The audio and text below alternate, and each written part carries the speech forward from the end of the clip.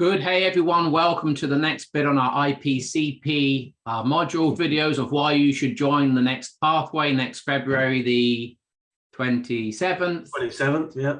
7th, 2023.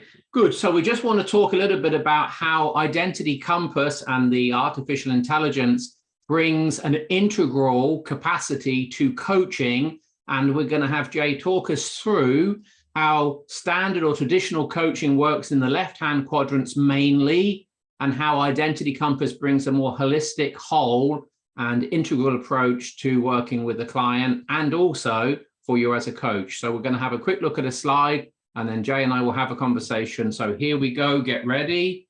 So this is the difference that makes the difference between subjectivity and objectivity.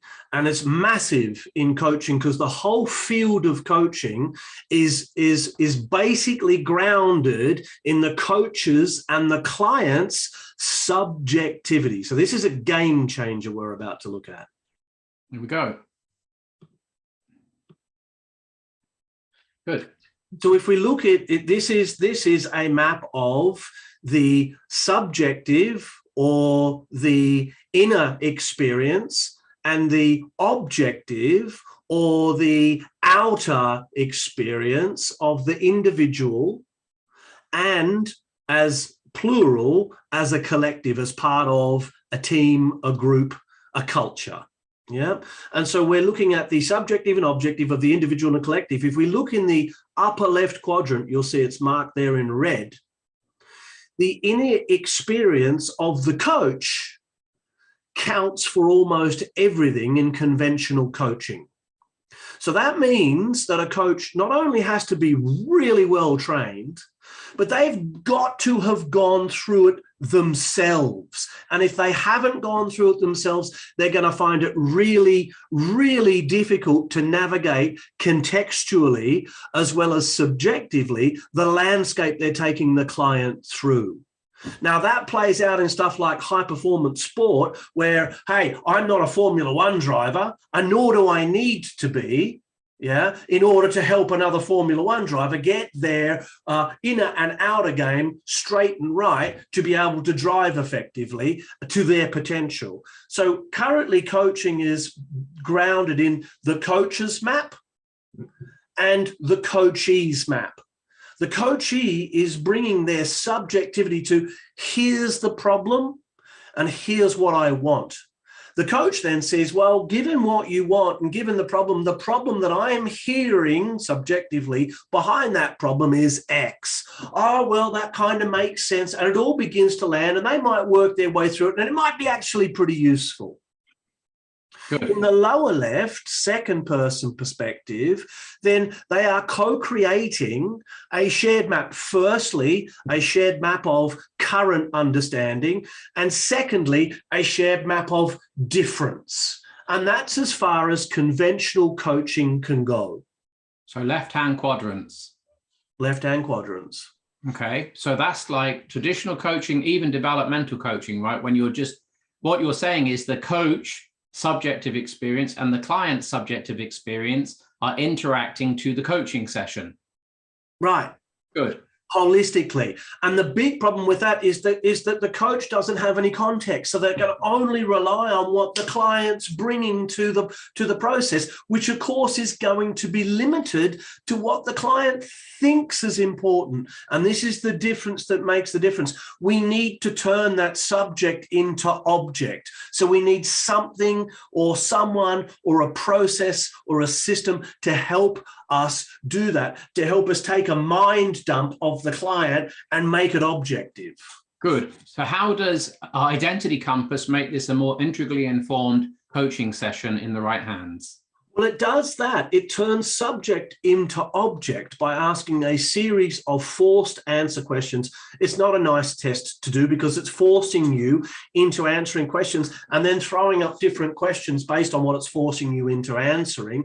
And so it's a forced answer test. So it feels like, well, neither of those are true, but it's taking you down a pathway where those small calculations start to play out in a big way in terms of your thinking pattern. It maps your thinking patterns in an objective, scientific, rational, logical way. Okay, and so what is a factual map aspect and what is the functional map aspect that we could have in a coaching session with Identity Compass supporting us?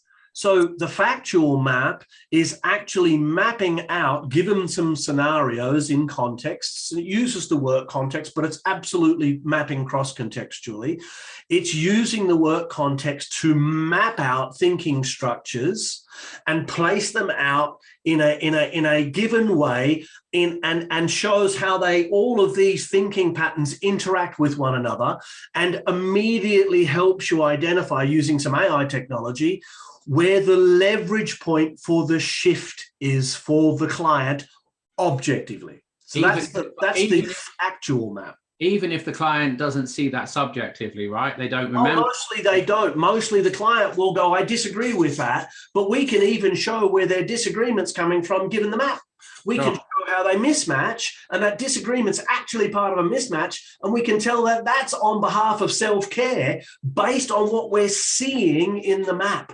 So we can real time actually feed back the patterns as they're occurring in the coaching session to wake the client up so that they can grab a hold of this and start to do the work to grow themselves up, to clean up the stuff they need to clean up so that they can begin to show up.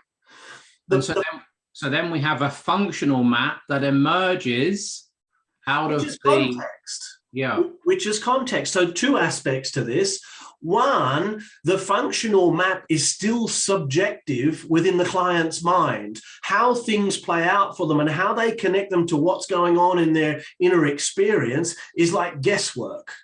Yeah. Sure. With the functional map, we can bring context in, and we can look at work, we can look at personal, we can look at primary relationships, we can look at children, we can look at parents, we can look at community, we can look at all of those aspects and ask, how does this play out for you in this context, to start to get an understanding of what's cross-contextual and what's actually contextual. That means that they can shift between their thinking between contexts, which means they have more flexibility in the lower right component, or less flexibility, telling us how rigid their thinking patterns are. Good. So let's summarize this with a couple of questions for you. So you've been coaching for a few years and you're an averagely good coach. Just give me a moment to relax my face. And so given that, what would you be happy to go on coaching people, knowing Identity Compass is in the world and not have access to it? What difference has it made to you as an experienced coach, 15 years of coaching? Yeah. What difference can you see and benefit has Identity Compass brought to your actual corporate coaching? Has shown me that I've been guessing up until I got a hold of the Identity Compass. It's shown me that my guessing is fairly accurate, yet, because I'm a human being, actually quite limited. And so would I coach without it now? Absolutely not. I mean, I'm literally flying with one arm and one eye. And so, you know, it's to really get to the level I need to get to genuinely find the leverage point with the client, the Identity Compass just adds far too much value for me to guess any longer. And it's from their perspective, right? I've had a client go, I don't agree. And I've said to the client, it wasn't me who filled in your Identity Compass, it was you. So I'm not saying this, actually you are. You're disagreeing and taking a polar response against yourself. And then I said, let's look at the Identity Compass and see how that actually works out. And we found 6 key driver cognitive intentions that fit that pattern. And the moment the client saw it, the client literally went bright red and said, I feel more seen and more understood than any other conversation I've ever had with anybody to this point. I have not understood why I'm getting the responses I'm getting, and now I'm starting to understand why they happen the way they happen.